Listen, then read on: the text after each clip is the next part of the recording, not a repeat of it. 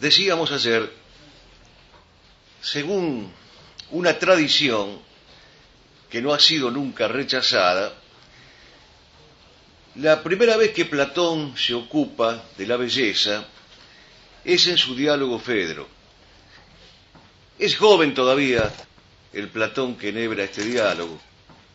Es joven, pero ya conoce las tradiciones orientales, la intuición pitagórica, las grandes especulaciones de Anaxágoras y sobre todo el magisterio vivo, real, encarnado de la figura paradigmática de Sócrates.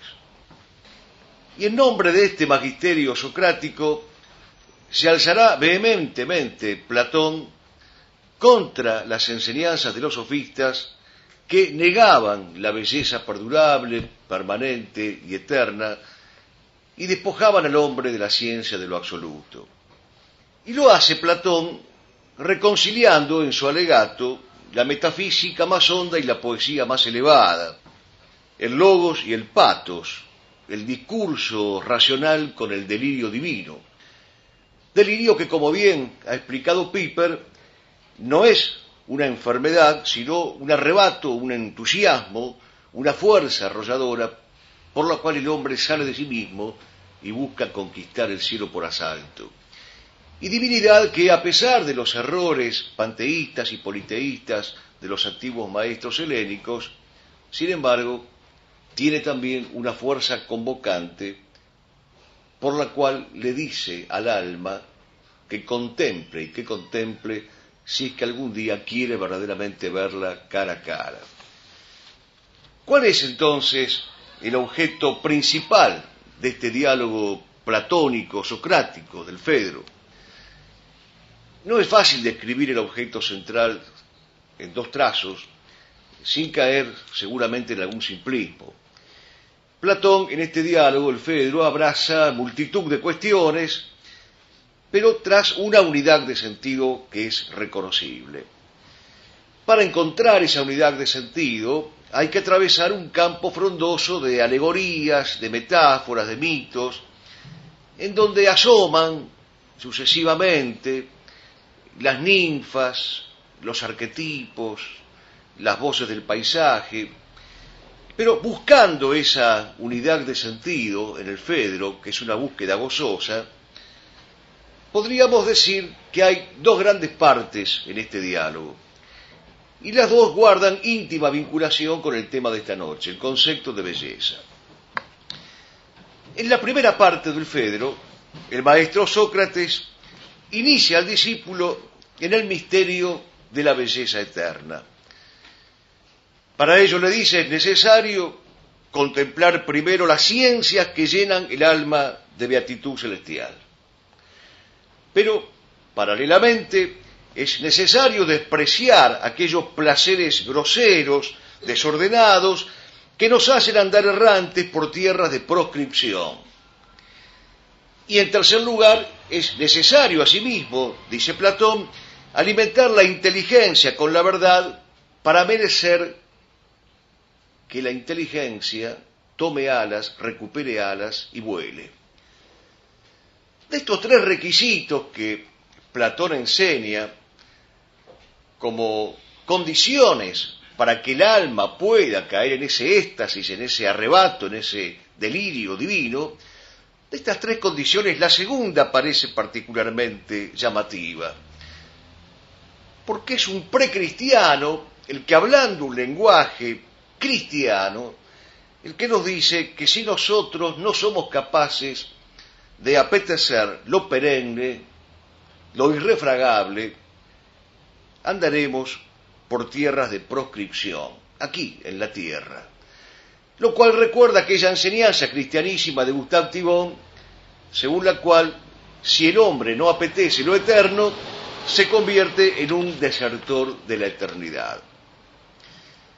Pero también dice Platón que es necesario no degradar el amor al nivel de las bestias, sabiendo que el amor genuino, por la contemplación de las bellezas imperfectas de este mundo, despierta en nosotros el recuerdo de la esencia misma de la belleza que alguna vez conocimos cuando no vivíamos en este lugar que es un lugar de prueba, sino en el famoso topos uranos.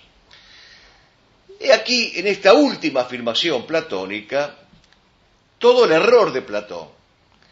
Su dualismo, su idealismo, su angelismo, ciertamente un error que ha sido visto y duramente refutado por Aristóteles y después, por cierto, por la escolástica. Pero a pesar de los pesares, he aquí también, tras este error que no negamos, una magnífica y sorprendente intuición.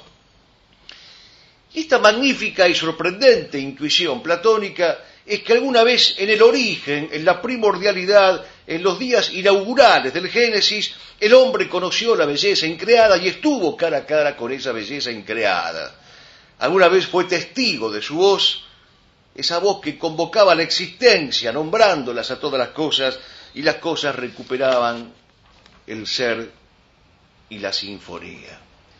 Después, ya sabemos, después el pecado, el destierro, la vida errante, sin el paraíso, la deserción de la eternidad, pero el recuerdo de aquella belleza increada que decía hágase, y a su voz imperativa las cosas se hacían y se hacían armónicamente, el recuerdo, digo, de aquella voz tonante en el paraíso, no ha podido borrarlo nunca el alma aquí en la tierra. Acierta entonces Platón a pesar de sus errores, cuando nos enseña que en el origen y en el fundamento de la belleza está Dios, y que Dios mismo es belleza, y que la belleza es uno de los nombres de Dios, como dirá después Fray Luis de León. Esta es la primera y grande enseñanza platónica que aparece en el Fedro, que asoma en la página del Fedro. Una enseñanza que recogió y que bautizó la mejor tradición católica en todos los siglos. Si a modo de ejemplo pensamos en el libro 10, capítulo 26, de las Confesiones de San Agustín, allí veremos que Agustín nos dice: tarde te amé, hermosura tan antigua y tan nueva. Tú estabas dentro de mí, y lo que es peor, yo no te echaba de menos. ¿Cuál es la culpa que Agustín se echa sobre sus hombros y sobre su alma pecadora? No haber extrañado la belleza, no haber tenido capacidad de reminiscencia frente a la belleza, no haber estado frente a la belleza en la actitud de anámnesis, de recuerdo, de nostalgia, de vocación. Y por eso el padre Lira, analizando los aspectos cristianos de la poesía de Juan Ramón Jiménez, cita aquellos versos de Jiménez en los cuales él dice: eternidad, belleza sola, qué bello este vivir siempre de pie, belleza, para el descanso eterno de un momento.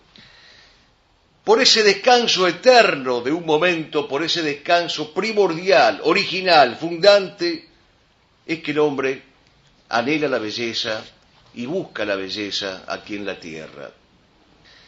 No hay que despedir entonces con un simple encogimiento de hombros esta teoría platónica. No hay que despedirla señalando solamente sus errores, que insistimos los tiene y han sido prolijamente replicados por la filosofía cristiana, porque cabe una interpretación cristiana de esta intuición platónica. Y esta interpretación, esta hermenéutica cristiana de la intuición platónica, la ha hecho, entre otros, el precitado Piper, pero la ha hecho también entre nosotros Jordán Bruno Yenta, en dos de sus libros magistrales, El filósofo y los sofistas y La idea y las ideologías. ¿Y por qué es posible este rescate de las semillas del verbo en el pensamiento platónico, específicamente sobre la belleza? Porque repite muchas veces Platón que la instancia que le confiere credibilidad a los mitos saben ustedes que son hierofanías, esto es, manifestaciones de lo sagrado, o teofanías, manifestaciones del mismo Dios. La instancia, dice Platón, que le confiere credibilidad a los mitos está en los antiguos. Y los antiguos no son los ancianos cargados de años y de experiencias que merecen nuestro respeto, por cierto, dirá Platón. No son los gerontes, ni siquiera son los adelantados primeros en el tiempo. Los antiguos no constituyen una categoría cronológica, sino ontológica. Los antiguos, dirá Platón, son los primeros receptores y transmisores de una noticia que procede de fuente divina. Y más específicamente aún, en la carta séptima, Platón dirá: lo antiguo y lo santo es el relato mítico que nos habla por boca de los antiguos de la inmortalidad y del juicio después de la muerte. Los antiguos, entonces, son aquellos que nos transmiten un mensaje primordial, original, fundante, un mensaje recibido oralmente por la divinidad. Por eso este mensaje, dice Platón, es un don de la divinidad a los hombres. Lo dice en el Filebo. Platón nos está remitiendo a una revelación primitiva, a una verdad que procede de lo escuchado, del oído, pero de lo escuchado y del oído desde lo alto.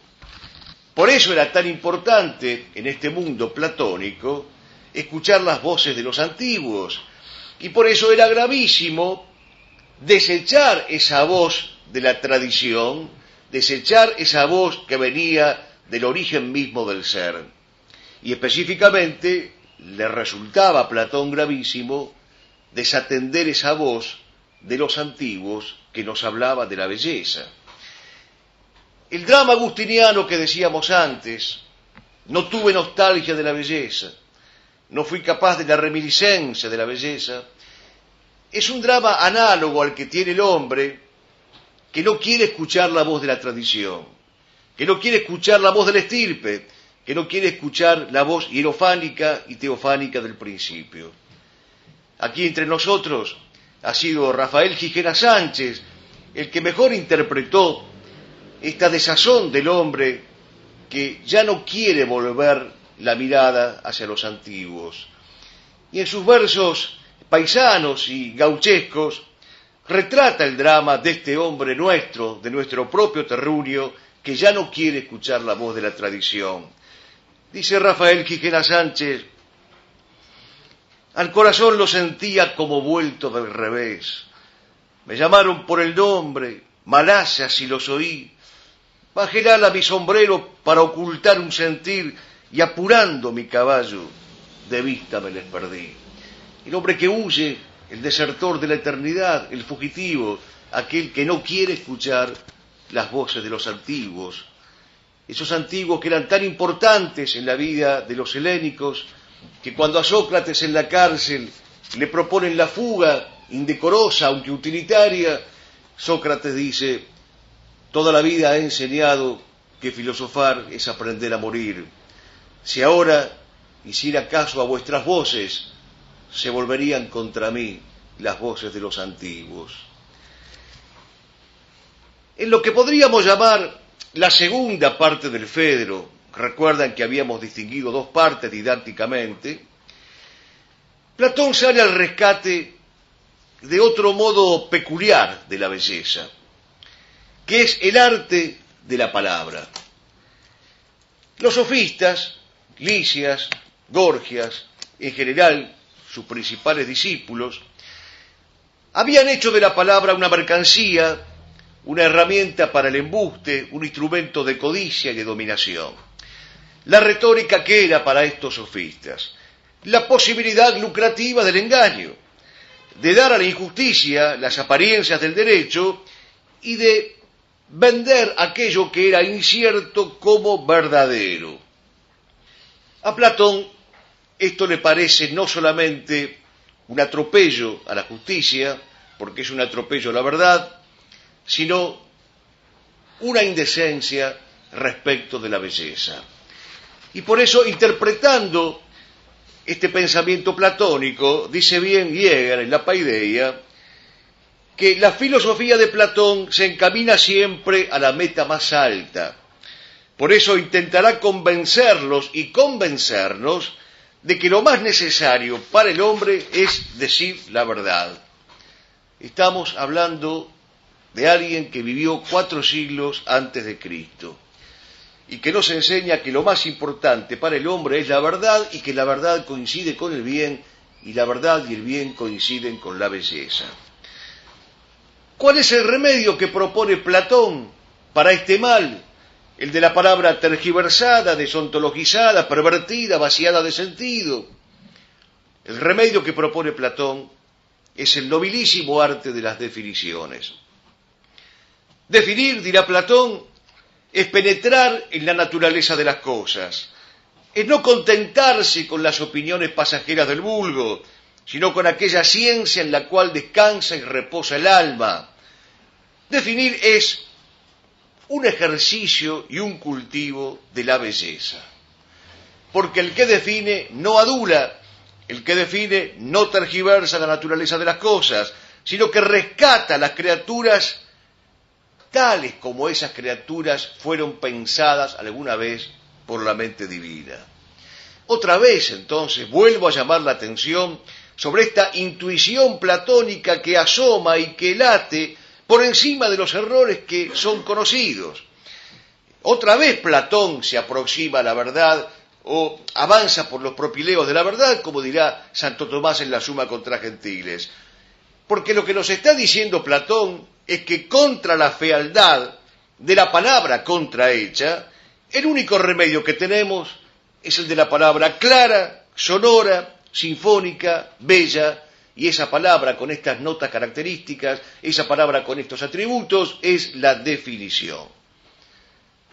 Jesucristo está en San Mateo, capítulo 5, versículo 37, nos dirá después: sea vuestro lenguaje sí, sí, no, no. Todo lo que pasa de esto viene del maligno. Todo lo que no pasa por la definición desde el punto de vista de la palabra dicha, enunciada, proclamada, es obra del demonio. Es él el que nos vuelve tibios y volviéndonos tibios es a él a quien servimos. Por eso esta insistencia valiosa de Platón en decir la verdad y en dar testimonio de la verdad. Cuanto más en nuestros días, en los cuales, como bien decía el padre Petit de Murat, la palabra ha sido violada, y el gran remedio, el gran antídoto que tenemos contra la palabra violada es el silencio. ¿Por qué? Por aquello que decía la antigua liturgia de la Nochebuena: en medio del silencio de la noche nació la palabra. En medio del silencio de la noche nació la verdad, y María Santísima era llamada Madre Muda del Verbo que calla. Pero sigamos escuchando el diálogo con Fedro, que transcurre a las orillas del río Iliso, donde alguna vez, según la mitología, Bóreas habría raptado a la ninfa Oritia.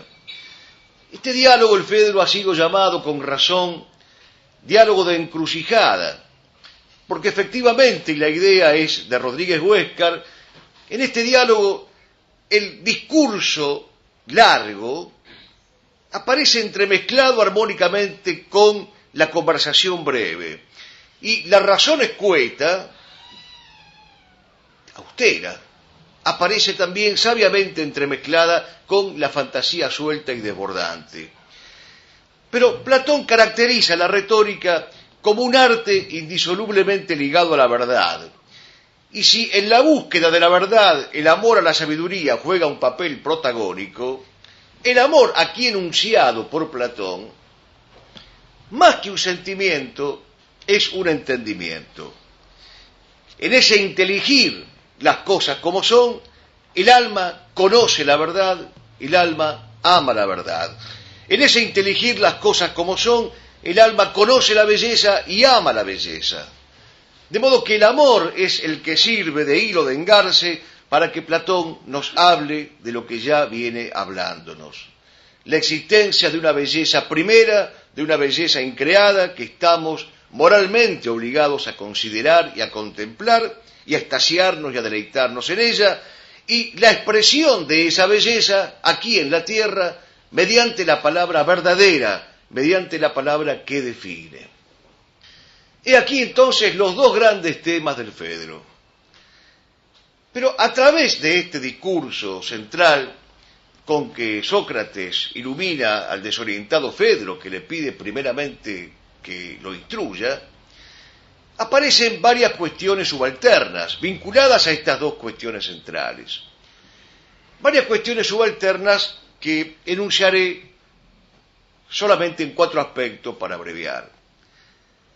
La primera de estas cuestiones subalternas es la de la posesión divina. Así como hay una posesión diabólica, hay una posesión divina.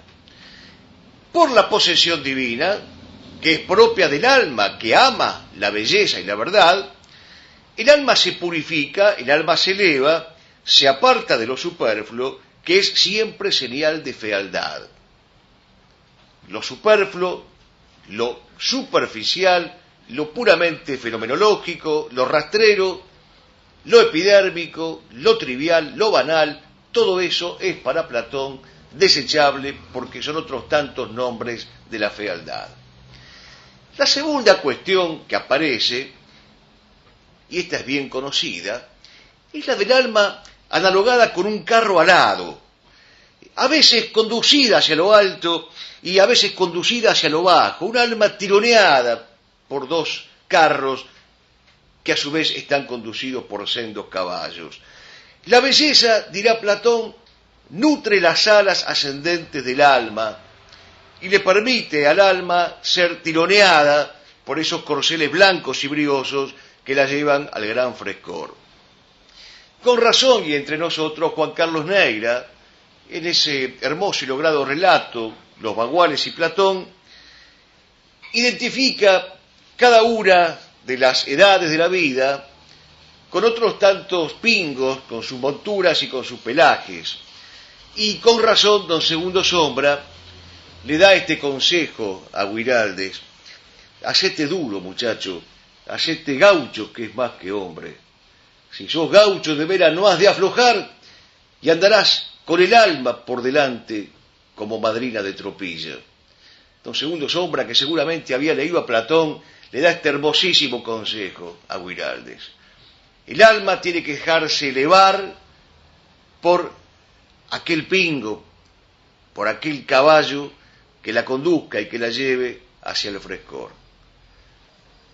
Y el tercer elemento que aparece en el Fedro de Platón es que el conocimiento es en alguna medida reminiscencia. Porque por lo menos en la materia que él aborda, que es la materia de la belleza y su esplendor son lo más visible y lo más recordable de aquellas contemplaciones supraempíricas que alguna vez tuvo el alma. Volvemos a repetir que esto es un error, pero que es un error que contiene una intuición rescatable y que la presencia de esta intuición rescatable que tanto enfatizamos, lo que prueba es la existencia de una tradición primordial, de un único Dios creador y de un acto único creacional inaugural. No hay un poligenismo como quería Taylor, sino que hay un monogenismo. Una sola creación, un solo acto creador y un solo Dios creador. Por eso es posible ver estos vestigios de eternidad, estas semillas del verbo, o este logos espermáticos que dirían después los mismos padres griegos de la Iglesia. Y la cuarta cuestión, vinculada a las 2 cuestiones centrales que aparecen en el Fedro, es que no hay verdadero arte de hablar que no esté unido a la verdad y que no conlleve la responsabilidad de decir la verdad. Platón consideraba que el decir hablado es superior al decir escrito, porque es un decir vivificado, vital, presente, actuante. Y esta ciencia de la palabra viva, dice Platón, la convierte a la palabra en una cosa palpitante y sonora que cuando se la dice y cuando se la escucha, conduce a la felicidad. Es importante también esta otra intuición platónica, la superioridad de la voz sonora sobre la voz escrita, en tanto y en cuanto esa voz sonora es un eco y una resonancia de aquellas voces de los antiguos que alguna vez recibieron el mensaje del mismo Dios. Por eso Ortega y Gasset, en un opúsculo curioso sobre la misión del bibliotecario, se plantea qué hace un bibliotecario rodeado de libros, es decir, de voces escritas y escritas, de montañas de voces escritas. Pues dice Ortega platónicamente, la misión del bibliotecario es darle voces a los libros dormidos. Que los libros dormidos se hagan voces despiertas en nuestras almas. El buscador de la belleza, entonces, según Platón, es un ser anclado en la tierra, pero disparado al cielo. Y ese deseo de belleza que tiene es un arrebato que nos saca fuera de nosotros mismos, un éxtasis, y nos transporta más allá de nosotros mismos. Mérito grande, mérito muy grande el de Platón, el de haber entrevisto el amor como móvil del alma contemplativa, y el de haber visto a la contemplación como el factor que ordenadamente nos lleva a la felicidad. Esto lo dirá después ya el lenguaje cristiano Santo Tomás de Aquino. La contemplación, y en la contemplación radica la última felicidad del hombre. La mayor felicidad del hombre está en la contemplación de la verdad. Es comprensible que un filósofo como Nietzsche se haya encolerizado contra Platón al leer estos textos y, rasgándose las vestiduras, haya dicho: ¿cómo es posible que haya sido tan cristiano antes del cristianismo? ¿Cómo es posible que haya tendido, dice Nietzsche, ese puente de plata por el cual los paganos pudieron pasar y llegar a la cristiandad?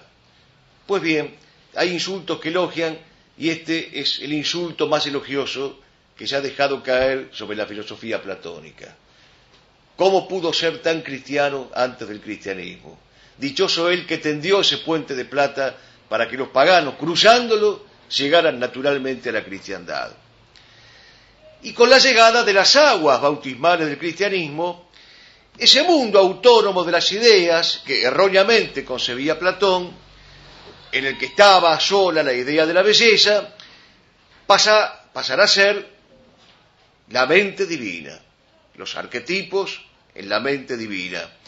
Y con la llegada de las fuentes bautismales del cristianismo, ese eros griego, ese amor, esa delectación, será realmente sustituida por la noción de caridad, la virtud teologal.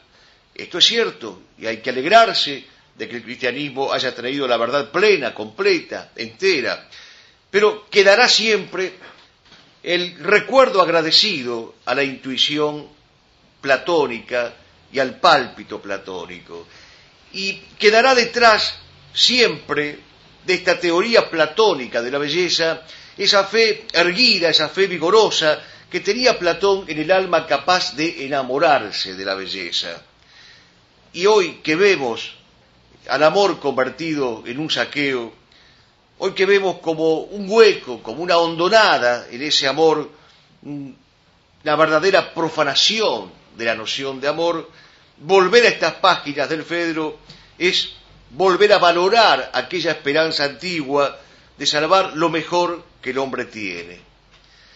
Quiero, pues, para despedirnos del Fedro, citar un pasaje que es muy significativo. Cuando alguien, viendo la hermosura de este mundo y acordándose de la verdadera hermosura, toma alas, y una vez alado, deseando emprender el vuelo y no pudiendo, dirige sus miradas hacia arriba como un pájaro y descuida las cosas de esta tierra, se lo acusa de estar loco. Esta es, pues, de todas las formas de posesión divina, la mejor, que el mundo nos acuse de estar loco por mirar las cosas de lo alto. Se dice del alma que ama las cosas bellas, que está loca de amor. En cambio, el que se ha corrompido ya no se traslada a la belleza misma cuando contempla lo que aquí abajo lleva su nombre, sino que entregado al placer y familiarizado con la intemperancia, no siente miedo ni vergüenza de perseguir un placer impúdico contrario al orden de la naturaleza. Menéndez y Pelayo, en la historia de las ideas estéticas, cuando llega a estos párrafos del Fedro, 249, 250, Menéndez y Pelayo queda extasiado y dice: si existe en lengua humana algo más bello que este ditirambo en loor de la eterna belleza, reclamo ingenuamente que yo no lo conozco. Es cierto entonces lo que han dicho los críticos y estudiosos del Fedro, de que es un diálogo que ofrece varias perspectivas concurrentes y convergentes. Pero nosotros, insisto, con un sentido didáctico, hemos señalado estas dos partes que nos parecen fundamentales y esas cuatro cuestiones subalternas que son complementarias de las dos partes centrales. Pero queda en claro, como para hacer un juicio conclusivo, que para Platón el amor impulsa al alma a hacer las cosas bellas, que así, con alas, alada, quiere conocer la primera belleza, la belleza increada, Dios mismo. Y queda en claro también que no ignora Platón, no es en esto un hombre ingenuo, no ignora que el alma caída tiene las alas rotas. Alguna vez Maritain, en tiempos de lucidez, dijo: no tenemos brazos, sino alas atrofiadas. Y es una metáfora inequívocamente platónica. No ignora Platón que el hombre puede atrofiarse cuando no busca lo bello sino lo feo, y degradándose se queda sin alas. No lo ignora. Pero no obstante, dice Platón, y esta es su confianza en la naturaleza humana, al observar en el mundo la belleza de las cosas sensibles, el alma evoca aquel espectáculo espléndido que contempló antaño cuando conoció a la belleza en sí. Y tocada por esta belleza en sí, el alma, dirá Platón, siente congoja y a la vez alivio. Congoja cuando un obstáculo se interpone entre el alma y la belleza increada. Alivio cuando se dejan de lado, se remueven los obstáculos y el alma vuelve a entrar en contacto contemplativo con la belleza increada.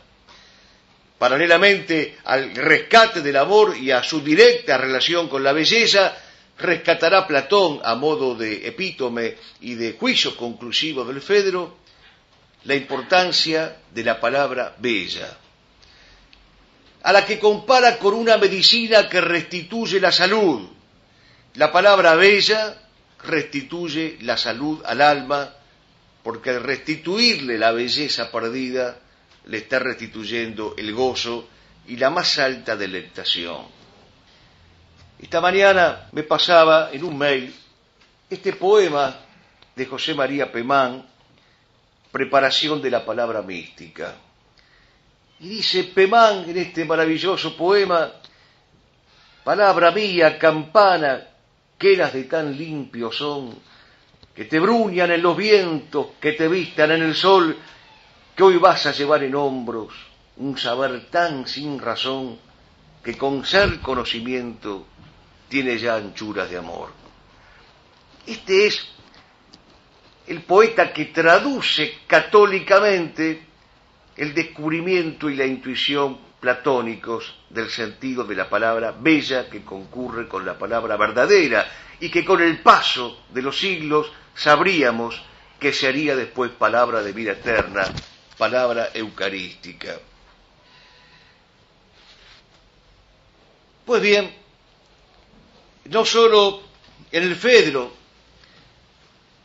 Platón se ocupa de la belleza, también lo hace en otros diálogos. Era previsible que Platón se ocupara, más allá del Fedro, de la belleza. Era previsible, digo, porque el discípulo de Sócrates y el admirador de Fidias parecía haber nacido para meditar sobre la belleza y para presentarla como un ideal y como una realidad admirable. Pero hay otro diálogo, ya no el Fedro, el Hipias, que es menos conocido que el Fedro, en el cual también se habla con propiedad de la belleza. Platón, en este diálogo, se propuso refutar las falsas teorías de los sofistas sobre la naturaleza de lo bello. La cuestión de este diálogo tiene su origen en la vanidad del sofista que lleva el nombre de este diálogo y que le da nombre a este diálogo. Este sofista le cuenta a Sócrates el triunfo que acaba de obtener recientemente en la ceremonia por un discurso que pronunció sobre las bellas ocupaciones a las que tendrían que dedicarse los jóvenes. Sócrates se compadece de la jactancia de este joven presuntuoso y lo interroga pedagógica y paternalmente. Se le acerca como él solo sabía hacerlo y le dice: dime, ¿qué es la belleza de la que crees haberte ocupado?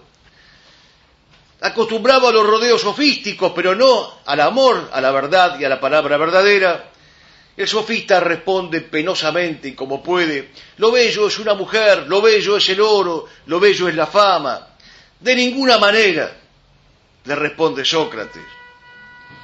Cada una de estas cosas que me dicen que son la belleza, estrechan y angostan la noción de lo bello, que es universal por naturaleza. Tampoco, le dice Sócrates, es bella la conveniencia interesada, ni mucho menos la utilidad que buscas, la ganancia, el afán de lucro, ni tampoco el placer sensual desordenado que te tiene transido de fealdad. No, dice Sócrates, esto no es la belleza. Y cuando, aturdido por la vanagloria y por la ignorancia, Hipias parece que se desarma y que quiere finalmente conocer la respuesta, Sócrates lo conduce al orden moral para hacerle ver que la belleza coincide con el bien y con la verdad, y que así coincidentes y concurrentes tienen su última referencia y su última y máxima expresión en la noción de divinidad. Y esta respuesta que Sócrates le dará a este sofista aparece también en el banquete, otro de los interesantes diálogos platónicos, sobre todo desde el punto de vista moral. Cuando llega Sócrates a aquella casa en la que se iba a realizar un banquete, la casa de Agatón, el clima que encuentra Sócrates es un clima preorgiástico, es un clima de desenfreno, es un clima luctuoso. Bastó que llegara Sócrates para que aquella fiesta que estaba prevista como fiesta del desborde sensual se transformara en una fiesta del espíritu, en una algarabía para el alma, en un gozo para el corazón.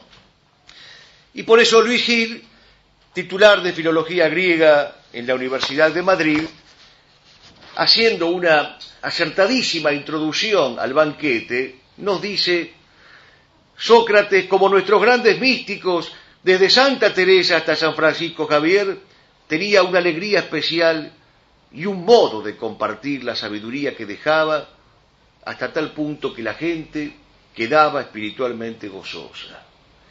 Es la alegría de Sócrates un preanuncio de aquella alegría recóndita con la cual Chesterton va a caracterizar en ortodoxia el alma del buen cristiano.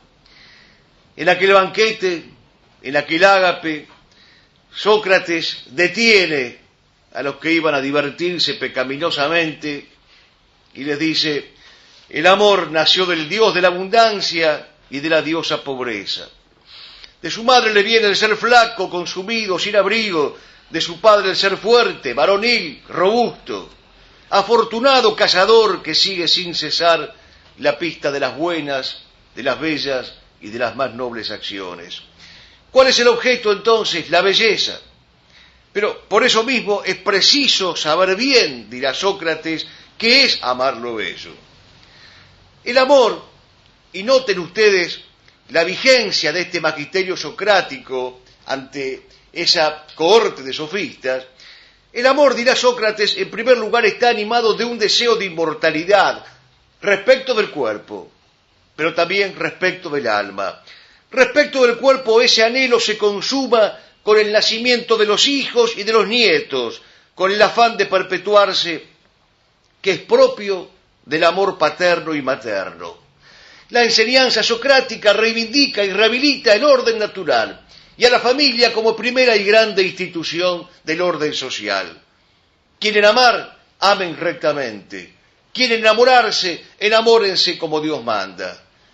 Y el modo correctísimo de encauzar al amor y de ejercitar y de cultivar el amor, dirá Sócrates, es logrando que nazcan los hijos, que aparezcan los nietos, que haya este afán de perpetuarse propio, dice Sócrates, del amor paterno y materno. Pero respecto del espíritu también hay un afán de perpetuarse, y ese deseo de perpetuarse que tiene el amor en el orden del espíritu lo consigue no con los hijos, no con los nietos, no con la vida doméstica, sino con el cumplimiento del deber y con la práctica de todas las virtudes. De esta manera, dice Sócrates, se puede perpetuar la sabiduría del espíritu. El amor entonces se eleva de grado hasta su fin supremo. El hombre justo, dirá Sócrates, es aquel que se admira de las almas bellas con sus acciones igualmente bellas e igualmente nobles. Y el hombre justo es aquel que además se admira de aquellas ciencias, de aquellas disciplinas cuya belleza le inspira los más elevados pensamientos. Pero, concluirá Sócrates, entre todas las ciencias hay una que cautiva toda el alma, es la ciencia misma de lo bello, cuyo conocimiento es el colmo y la perfección del amor. ¿Y qué es esta belleza que tanto se desea? ¿Cuál es esta belleza tan difícil de conseguir? Es la belleza en sí y por sí, es la belleza eterna, divina, única, real, por la cual todas las demás bellezas serán posibles y serán como un reflejo de aquella belleza increada. Y si algo más podía decirnos Sócrates en aquella reunión con los sofistas, que él transfigura con su vida recta y moral, si algo más podía decirnos, y nos lo dijo anticipándose a la filosofía cristiana, dirá Sócrates, la belleza es luz, es lumbre, es diafanidad, es visibilidad, y el hombre que llega a contemplarla es un hombre privilegiado porque siente que ha nacido en él una luz que antes no conocía. Es evidente, comenta Taylor, hablando de este pasaje del banquete platónico, que para Sócrates la belleza en sí equivale a la idea del bien y a la idea de la verdad. Pero es evidente, agregamos nosotros, que esta intrínseca unión de lo bello con lo verdadero y con lo bueno equivale a ese es realísimum de la filosofía cristiana que aparecería después con los siglos. En la visión última de la belleza acontece en un éxtasis místico, toda ciencia trascendiendo, como dirá después San Juan de la Cruz. Pues bien, hemos hablado como pudimos del Fedro, del Hipias, del banquete y en general de los diálogos platónicos en donde el concepto de belleza se trasunta. Hablemos ahora de los grandes principios rectores de la estética platónica. ¿Cuáles son estos grandes principios rectores de la estética platónica? Ya no el concepto de belleza del que hemos intentado decir algo, sino los grandes principios fundantes de la estética platónica. En primer lugar, las cosas bellas, dice Platón, solo pueden llamarse bellas en la medida en que participan de la idea de belleza. Aparece aquí, como está a la vista, la noción de participación que después será desarrollada y perfeccionada y planificada por San Agustín.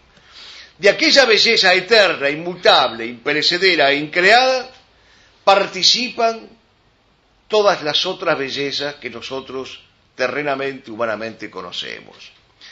No es cierto, claro, hay que volver a aclararlo, no es cierto que alguna vez en otro mundo el alma sola contempló esa belleza como una pura esencia, no es cierto, asimismo, que la belleza pueda tener una existencia que no sea encarnada en las cosas concretas. Por eso Santo Tomás dirá después con propiedad que la belleza se da in rerum natura, es decir, en las cosas concretas.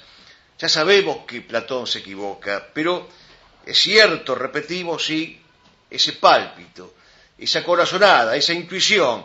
Alguna vez nuestros primeros padres, alguna vez ellos en el paraíso conocieron de cerca, sin mediaciones, la belleza primordial, y es cierto que por encima de las valoraciones subjetivas de las formas terrenas de belleza posible, está el valor objetivo de la belleza en sí. Primer principio, pues, de la estética platónica. Segundo principio, cuando dominamos la parte ínfima y menos noble de nuestro ser, aquello que Platón llama el corcel negro, y aprendemos a leer y a descubrir y a contemplar en las cosas los vestigios de la perfección soberana, y ascendemos movidos por el afán de emulación, de escoltamiento, de imitación, de enamoramiento de la belleza increada, cuando esto hacemos, el hombre se enaltece, alcanza una serenidad, alcanza una beatitud, y dice Platón, en una especie de semejanza con la divinidad. Esto está en el Tétetos. ¿Cómo es posible, diría Nietzsche, que este hombre haya tendido otra vez el puente de plata por el que el paganismo cruzaría y llegaría a la cristiandad? El hombre que ama la belleza es como si conociera la semejanza con la divinidad. Hay pues una perfecta correlación y aún podríamos decir una identidad entre la idea del bien, de la verdad y de la belleza. Y de esta convergencia se nutre el artista, se nutre el esteta y se nutre en particular el poeta. He aquí el segundo gran principio de la estética platónica. Pero un tercer principio conviene enunciar.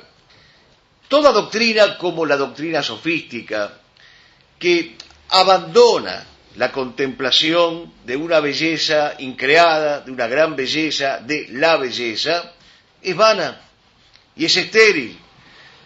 Por eso dice Platón, cuidado con las artes de imitación. El entusiasmo divino se aplica a los verdaderos poetas, los poetas sagrados, los artistas genuinos, aquellos que son capaces de la hierofanía o de la teofanía, pero no a los meros imitadores o a los copistas, mucho menos a los artistas blasfemos o sacrílegos, a los cuales desterrará de la polis. El arte tiende a restablecer en el alma la templanza, la serenidad, la armonía de los elementos discordes, aquello que los griegos llamaban la sofrosine y cuya traducción podría ser, por lo menos aproximadamente, el sentido de la concordia, de la mesura y de la proporción. Todo lo que contribuya a perturbar esa armonía es cosa mala y reprobable y no puede ser llamada artística, dirá Platón. De ahí la proscripción absoluta de ciertos modos pseudoartísticos y de ahí que se vede o se coarte o se prohíba directamente en la ciudad la imitación de lo feo, la imitación de lo malo, de lo probioso, de lo ridículo, o el ejercicio impune de la pasión tumultuosa y desenfrenada. De ahí el anatema platónico contra el arte absolutamente desmadrado y fuera de quicio. Everett Gilbert, en su Historia de la Estética, ha notado un punto importante de destacar esta noche. Dice Gilbert, el kalos ha sido también definido por Platón en razón de la causa final, es decir, la idea de lo bello. Lo bello también puede ser definido, y con propiedad, como aquello que busca el hombre de bien, como aquello que busca el filósofo, como aquello que busca el sabio. Lo bello es el norte que el sabio pasa la vida entera buscando y que cuando lo encuentra deslumbra más que el oro. Nadie, pues, auténticamente sabio, se conforma con la apariencia de la belleza. Quiere la auténtica realidad de la belleza. Pero para llegar a ese norte, para llegar a ese fin, hay un camino, hay una ascensión, hay una purificación, hay una escala que le permite al hombre arribar a la belleza.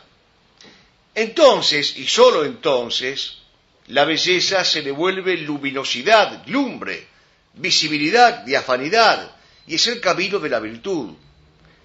Platón nos recuerda continuamente la analogía que hay entre la luz y la belleza, entre la belleza y la luz. Y la belleza, dirá, es la más encantadora y la más clara visión de todas las formas. Todo el medioevo cristiano se nutrió de esta concepción platónica, hasta tal punto que los padres llegan a afirmar que esa belleza y virtud que Platón, entre otros sitios, ha sintetizado en el Filebo, es una doctrina que, bautizada y pasada por la pila bautismal, se vuelve perfectamente cóngrua con la doctrina cristiana sobre la belleza. Y por eso el precitado Gilbert, en su Historia de la Estética, asegura que Platón no trazó propiamente una estética, sino una ética de lo bello. No es solamente un juego retórico de palabras, es un buen concepto el que paradójicamente enhebra este comentarista platónico. Platón no nos ha entregado solamente una estética, sino una ética de lo bello. Pues bien, hemos hablado del concepto de belleza, que aparece en los grandes diálogos platónicos. Hemos hablado de los principios fundantes de la estética platónica. En tercer lugar, y para concluir, vamos a hablar de cómo es posible educar en la belleza, cuáles son aquellos consejos o aquellas sugerencias que Platón nos ha dado para que nosotros podamos educar en la belleza y para que la belleza sea además un instrumento legítimo de la educación de las almas.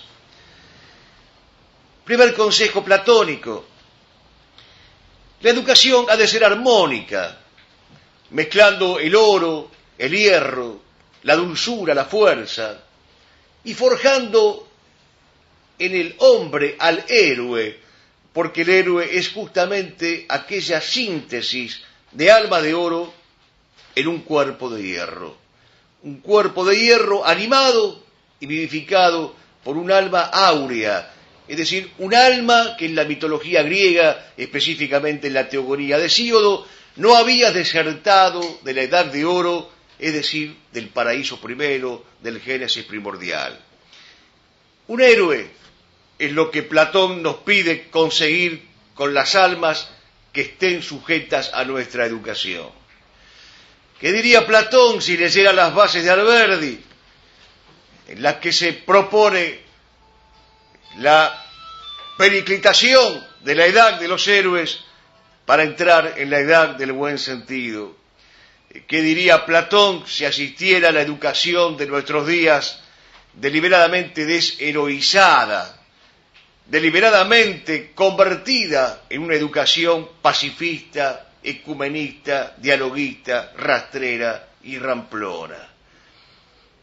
Segundo consejo platónico: las narraciones con que se eduquen a los niños y a los jóvenes han de estar hermosamente compuestas, ordenadas para la virtud, de modo que no se excusase ningún crimen con el mal ejemplo. De modo que no se excusase ningún crimen con el mal ejemplo. ¿Qué diría Platón si se hubiera enterado, a modo de ejemplo, que en Córdoba los alumnos de cuarto grado de la escuela José Mármol usan como libro de texto una antología de chistes verdes publicada por un señor llamado Estolavagle, que dice ser docente de la Facultad de Medicina? Tercer consejo platónico: los poemas comunicados a la niñez y a la juventud no han de infundir timidez para la guerra, ni timidez para el combate, ni timidez para la lucha. No deben infundirle a los niños demasiada estimación por la propia vida. No deben poner quejas y lamentos en las bocas de los claros varones, ni risa de necios en las bocas de los adultos. Los poemas han de infundir coraje, pasión por la verdad y pasión por la virtud. Hay que habituar a las almas niñas y jóvenes a estimar como riguroso aquello que es exclusivamente lo heroico. ¿Cómo no recordar a Claudel? La juventud no es la edad del placer, sino la edad del heroísmo. Y cómo no preguntarnos otra vez retóricamente ante este tercer consejo platónico, ¿qué diría hoy Platón si viera la educación de nuestros pequeños, literalmente en manos de personajes televisivos siniestros que manipulan el candor de esos niños, que marcan con su inocencia, que depravan intencionalmente su pureza? ¿Qué diría Platón si asistiera a algunos de esos recitales auspiciados por el poder político en el patrimonio de lo que alguna vez fuera la ciudad de la Santísima Trinidad? Recitales en los cuales se hace el elogio impúdico y desembosado de la cobardía, del cretinismo, del cinismo, de la promiscuidad y de todas las formas posibles y aún impensables de degradaciones morales. ¿Qué diría Platón? Cuarto consejo. Siempre será conveniente imitar las palabras y los gestos de los sabios, pero nunca lo malo, ni lo ridículo, ni lo paródico, ni lo caricaturesco. Si llegase a nuestra ciudad algún varón hábil en el histrionismo y en fingir acciones nobles siendo él innoble, le diremos: no hay tales hombres en nuestra patria, ni queremos que los haya. ¿Qué diría Platón si constatara que precisamente los únicos que tienen acceso hoy al país, los únicos que pueden entrar y salir libremente de la patria, los únicos hospedados, recibidos y homenajeados por el poder político, y por las universidades, y por las catedrales, y por los medios masivos, y por los monseñores, y por los cardenales, los únicos son los blasfemos, los sacrílegos, los apóstatas, los malnacidos? ¿Qué diría Platón?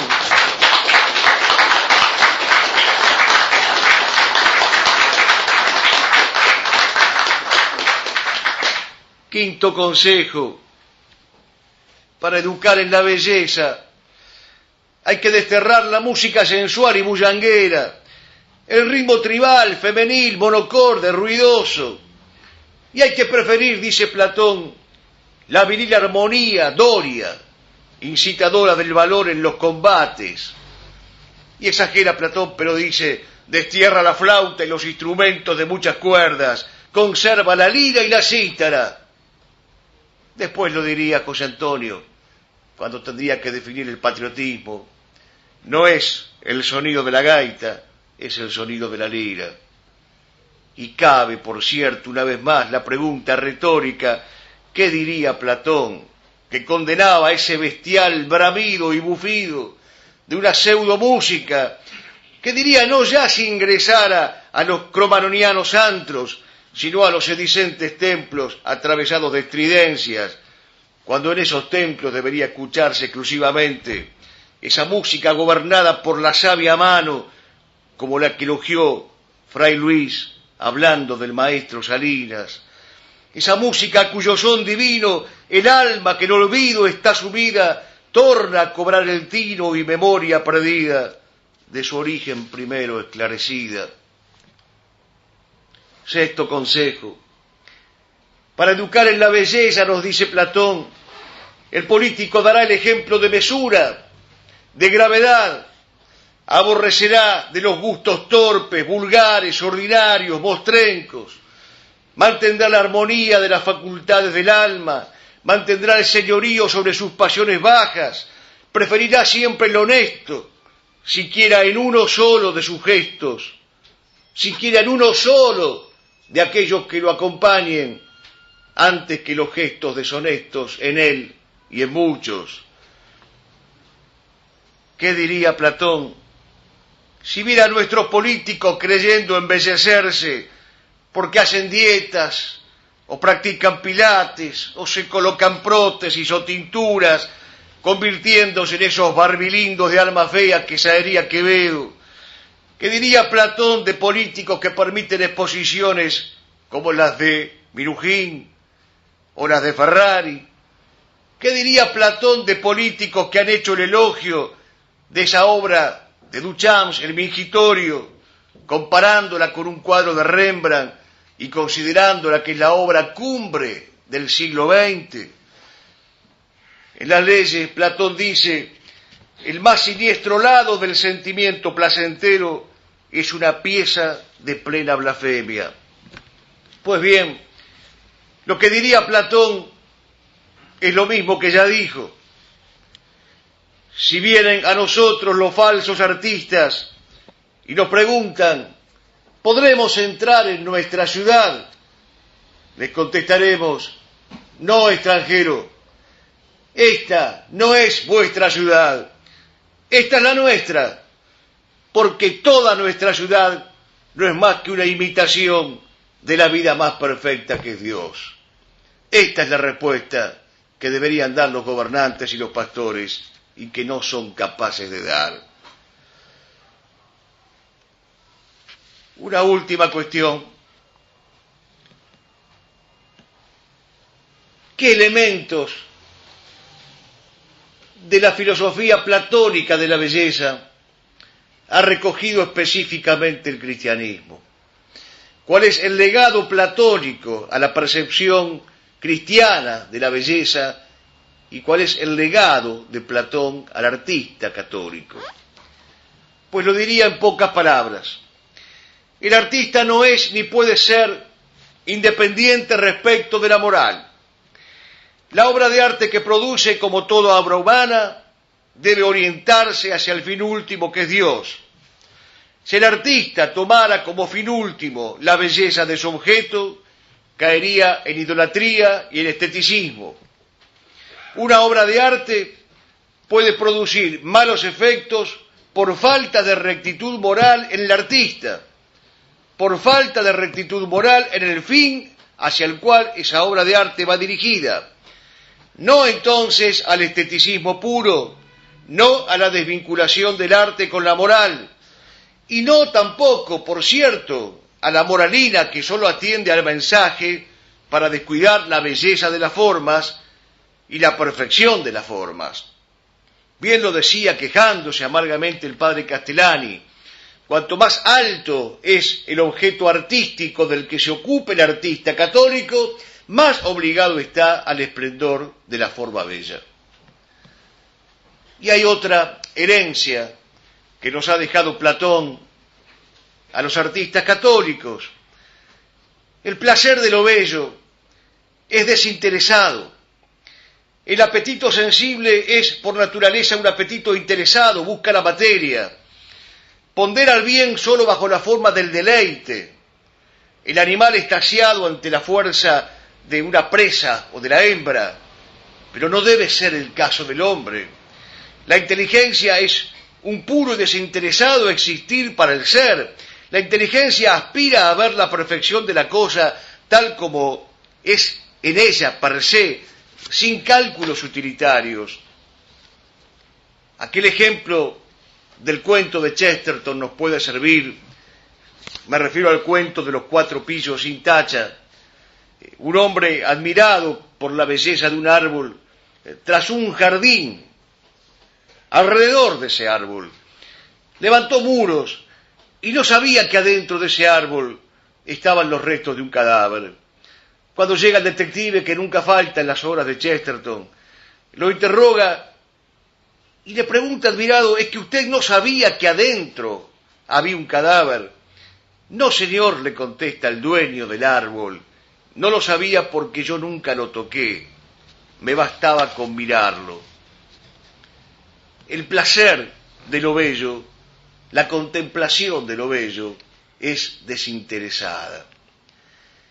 Y es otra herencia platónica que nos ha llegado al cristianismo, aquellas distinciones escolásticas entre lo bonito, lo lindo, la gracia, lo hermoso, lo bello, lo sublime, lo precioso, de manera tal que un hombre en su sano juicio, un artista católico, no debería confundir nunca lo bonito con lo lindo o con lo gracioso, y debería distinguir siempre lo que es verdaderamente la belleza, esa plenitud de equilibrio en la que da lugar la pura luz de la esencia, aunque estén ausentes, dirá Santo Tomás, algunos otros elementos que son meramente perdurables.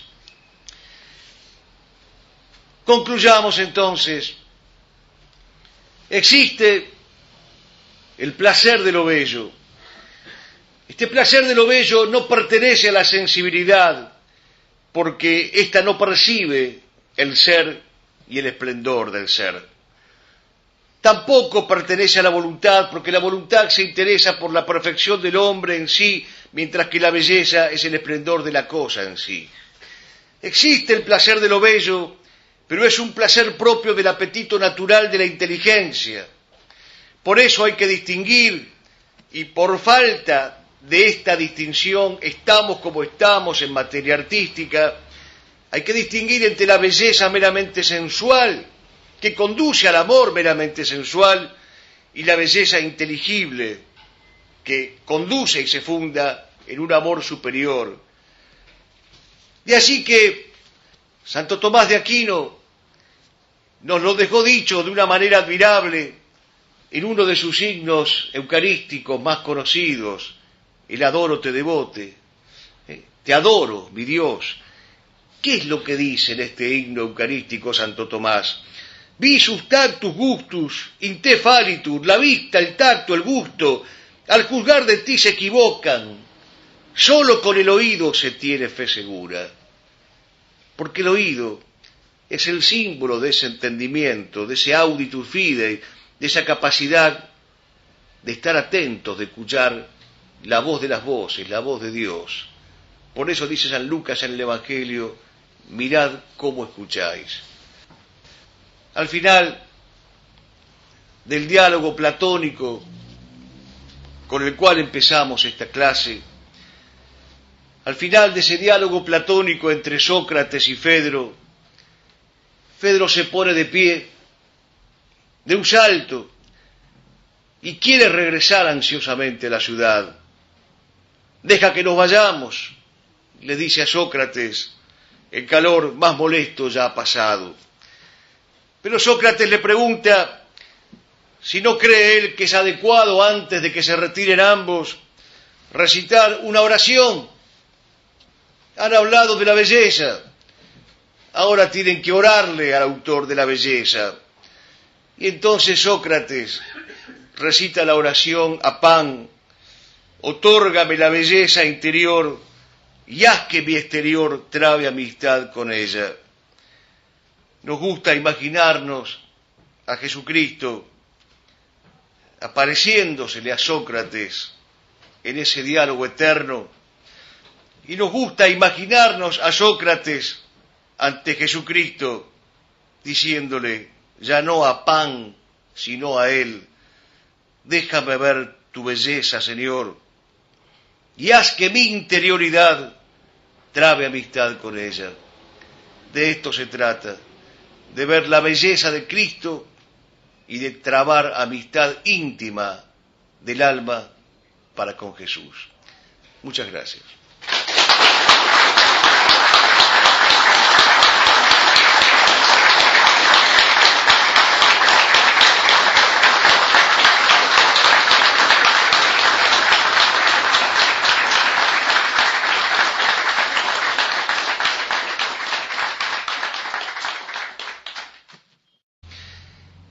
Pero a pesar de los pesares, he aquí también, tras este error que no negamos, una magnífica y sorprendente intuición. Esta magnífica y sorprendente intuición platónica es que alguna vez en el origen, en la primordialidad, en los días inaugurales del Génesis, el hombre conoció la belleza increada y estuvo cara a cara con esa belleza increada. Alguna vez fue testigo de su voz, esa voz que convocaba la existencia, nombrándolas a todas las cosas, y las cosas recuperaban el ser y la sinfonía. Después, ya sabemos, después el pecado, el destierro, la vida errante, sin el paraíso, la deserción de la eternidad, pero el recuerdo de aquella belleza increada que decía hágase, y a su voz imperativa las cosas se hacían y se hacían armónicamente. El recuerdo, digo, de aquella voz tonante en el paraíso, no ha podido borrarlo nunca el alma aquí en la tierra. Acierta entonces Platón a pesar de sus errores, cuando nos enseña que en el origen y en el fundamento de la belleza está Dios, y que Dios mismo es belleza, y que la belleza es uno de los nombres de Dios, como dirá después Fray Luis de León. Esta es la primera y grande enseñanza platónica que aparece en el Fedro, que asoma en las páginas del Fedro. Una enseñanza que recogió y que bautizó la mejor tradición católica en todos los siglos. Si a modo de ejemplo pensamos en el libro 10, capítulo 26 de las Confesiones de San Agustín, allí veremos que Agustín nos dice: tarde te amé, hermosura tan antigua y tan nueva. Tú estabas dentro de mí y, lo que es peor, yo no te echaba de menos. ¿Cuál es la culpa que Agustín se echa sobre sus hombros y sobre su alma pecadora? No haber extrañado la belleza, no haber tenido capacidad de reminiscencia frente a la belleza, no haber estado frente a la belleza en la actitud de anámnesis, de recuerdo, de nostalgia, de vocación. Y por eso el padre Lira, analizando los aspectos cristianos de la poesía de Juan Ramón Jiménez, cita un mensaje recibido oralmente por la divinidad. Por eso este mensaje, dice Platón, es un don de la divinidad a los hombres. Lo dice en el Filebo. Platón nos está remitiendo a una revelación primitiva, a una verdad que procede de lo escuchado, del oído, pero de lo escuchado y del oído desde lo alto. Por eso era tan importante en este mundo platónico escuchar las voces de los antiguos, y por eso era gravísimo desechar esa voz de la tradición, desechar esa voz que venía del origen mismo del ser. Y específicamente le resultaba a Platón gravísimo desatender esa voz de los antiguos que nos hablaba de la belleza. El drama agustiniano que decíamos antes: no tuve nostalgia de la belleza, no fui capaz de la reminiscencia de la belleza, es un drama análogo al que tiene el hombre que no quiere escuchar la voz de la tradición, que no quiere escuchar la voz del estirpe, que no quiere escuchar la voz hierofánica y teofánica del principio.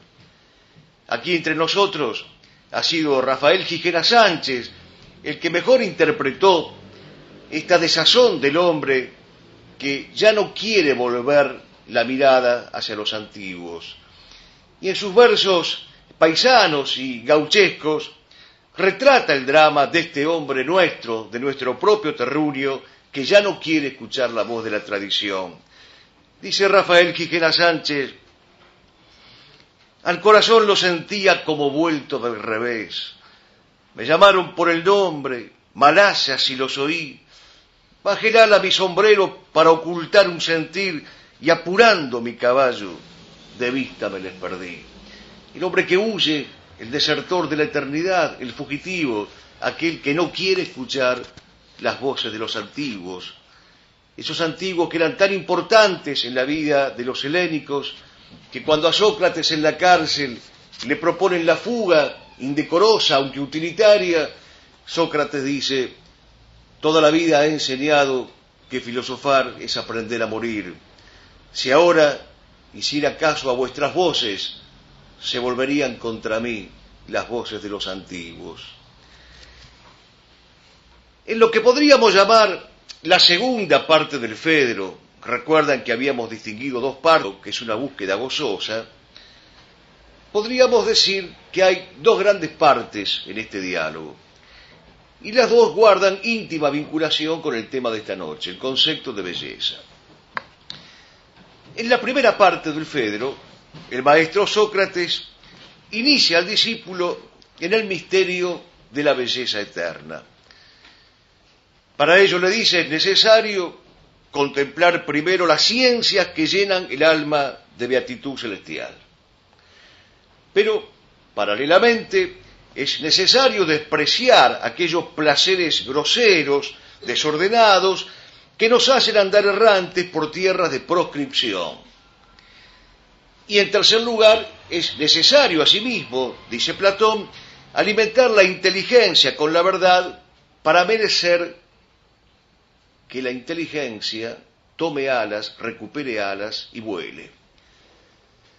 De estos tres requisitos que Platón enseña como condiciones para que el alma pueda caer en ese éxtasis, en ese arrebato, en ese delirio divino, de estas tres condiciones la segunda parece particularmente llamativa, porque es un precristiano el que, hablando un lenguaje cristiano, el que nos dice que si nosotros no somos capaces de apetecer lo perenne, lo irrefragable, andaremos por tierras de proscripción, aquí en la tierra.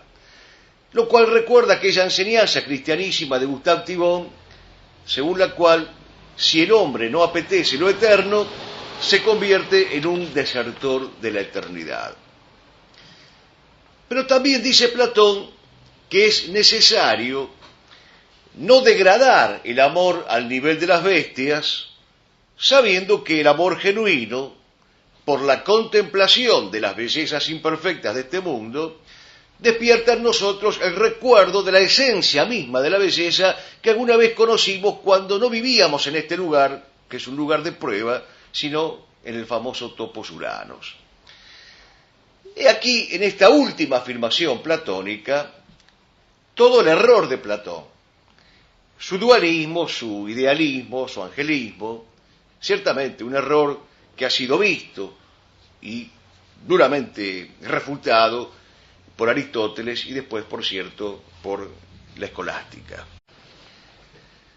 Decíamos ayer, según una tradición que no ha sido nunca rechazada,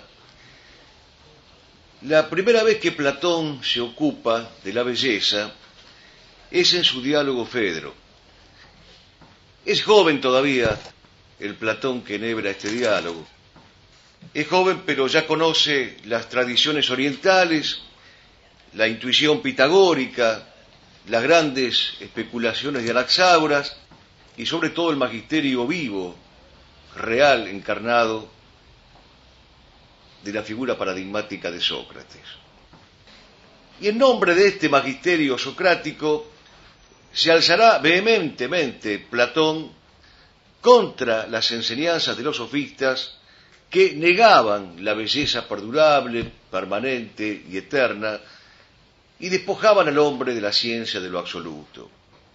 Y lo hace Platón reconciliando en su alegato la metafísica más honda y la poesía más elevada, el logos y el patos, el discurso racional con el delirio divino. Delirio que, como bien ha explicado Piper, no es una enfermedad, sino un arrebato, un entusiasmo, una fuerza arrolladora por la cual el hombre sale de sí mismo y busca conquistar el cielo por asalto. Y divinidad que, a pesar de los errores panteístas y politeístas de los antiguos maestros helénicos, sin embargo, tiene también una fuerza convocante por la cual le dice al alma que contemple y que contemple si es que algún día quiere verdaderamente verla cara a cara. ¿Cuál es entonces el objeto principal de este diálogo platónico, socrático del Fedro? No es fácil describir el objeto central en dos trazos, sin caer seguramente en algún simplismo. Platón, en este diálogo, el Fedro, abraza multitud de cuestiones, pero tras una unidad de sentido que es reconocible. Para encontrar esa unidad de sentido, hay que atravesar un campo frondoso de alegorías, de metáforas, de mitos, en donde asoman sucesivamente las ninfas, los arquetipos, las voces del paisaje, pero buscando esa unidad de sentido en el Fedro, aquellos versos de Jiménez en los cuales él dice: eternidad, belleza sola, qué bello este vivir siempre de pie, belleza, para el descanso eterno de un momento. Por ese descanso eterno de un momento, por ese descanso primordial, original, fundante, es que el hombre anhela la belleza y busca la belleza aquí en la tierra. No hay que despedir entonces con un simple encogimiento de hombros esta teoría platónica. No hay que despedirla señalando solamente sus errores, que insistimos los tiene y han sido prolijamente replicados por la filosofía cristiana, porque cabe una interpretación cristiana de esta intuición platónica.